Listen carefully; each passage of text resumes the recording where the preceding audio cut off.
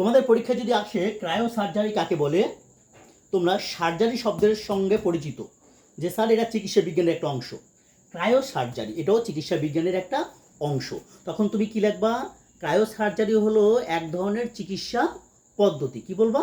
এক ধরনের চিকিৎসা পদ্ধতি, যে চিকিৎসা পদ্ধতিতে বা যার মাধ্যমে শরীরে অতিরিক্ত শীতল তাপমাত্রা প্রয়োগের মাধ্যমে অস্বাভাবিক বা অপ্রত্যাশিত টিস্যু বা ত্বক ধ্বংস করার কাজে ব্যবহৃত হয়। কি বলছি তখন তুমি কি বলবা?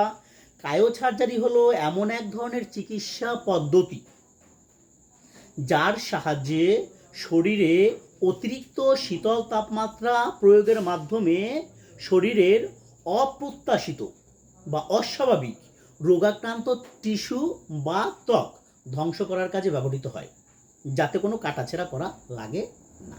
বুঝতে পেরেছো? ধন্যবাদ।